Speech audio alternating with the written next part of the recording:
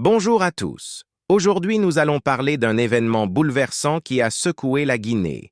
Dimanche 1er décembre 2024, la finale d'un tournoi de football a tragiquement tourné au drame à Nzérékoré, causant la mort d'au moins 100 personnes. Ce chiffre, déjà accablant, pourrait encore augmenter selon les rapports hospitaliers. Comment un match de football a-t-il pu mener à un tel carnage? Quels en sont les responsables? Et surtout, que révèle ce drame sur la situation actuelle en Guinée? Prenons le temps d'analyser en profondeur chaque aspect de cette tragédie. Ce drame s'est déroulé lors de la finale du tournoi général Mamadi Doumbouya, un événement organisé en l'honneur du président de transition guinéen qui a pris le pouvoir par un coup d'État en septembre 2021. Ce tournoi, censé promouvoir l'unité nationale, attire depuis des semaines une forte attention politique et populaire. Ce jour-là, les équipes de Nzérékoré et l'Abbé s'affrontaient dans un stade bondé. Des membres du gouvernement étaient également présents, soulignant l'importance symbolique de ce match. Tout bascule dans les dernières minutes du match lorsqu'un penalty est sifflé en faveur de l'équipe locale Nzérékoré. Les supporters de l'équipe adverse, estimant la décision injuste, envahissent le terrain.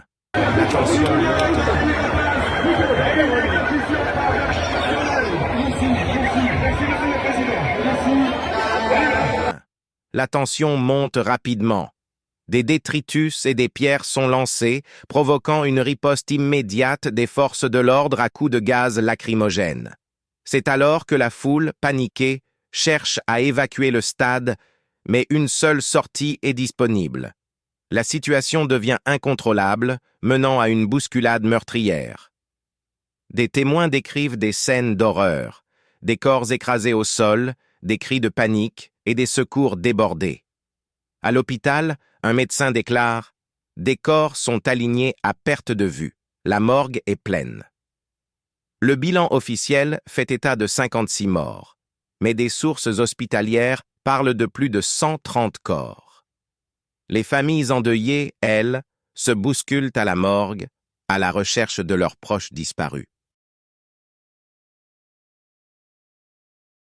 Le stade de Nzérékoré n'est pas adapté pour gérer une foule aussi importante.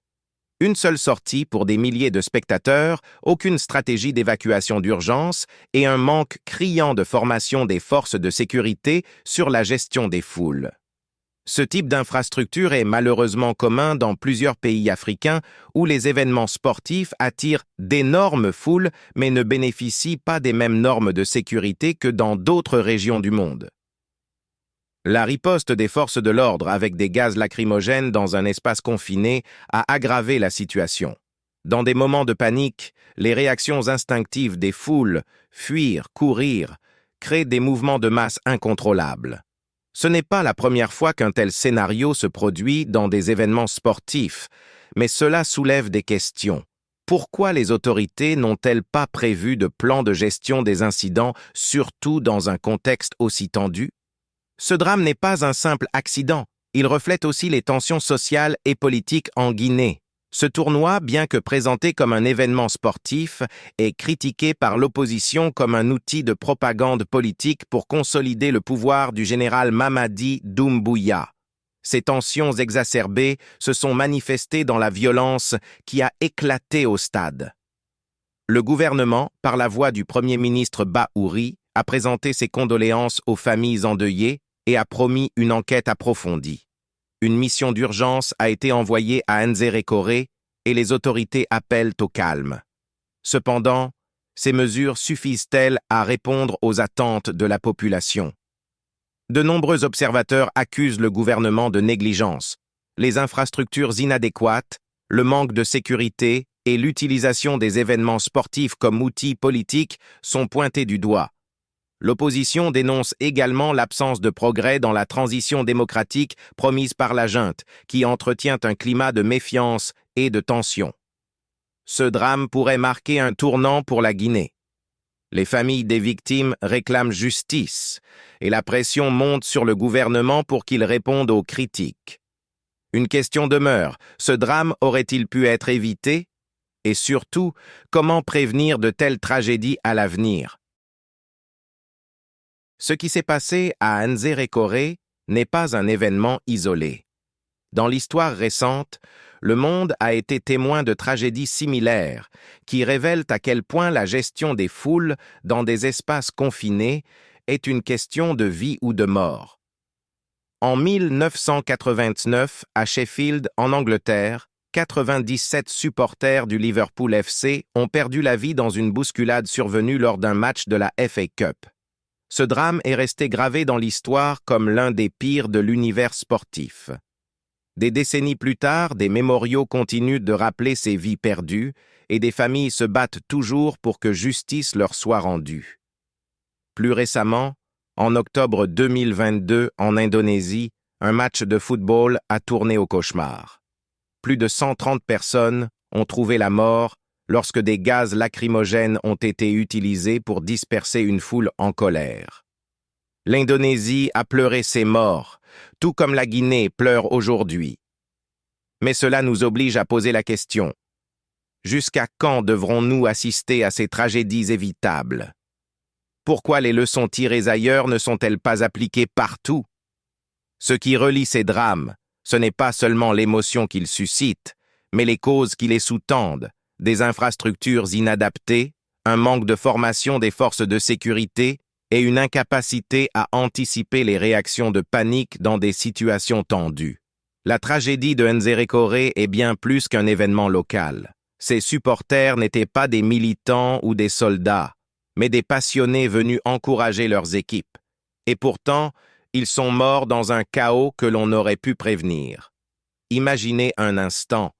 Vous dites au revoir à un frère, une sœur, un ami qui part assister à un match. Vous les attendez à la maison, impatients d'entendre leur récit de la journée.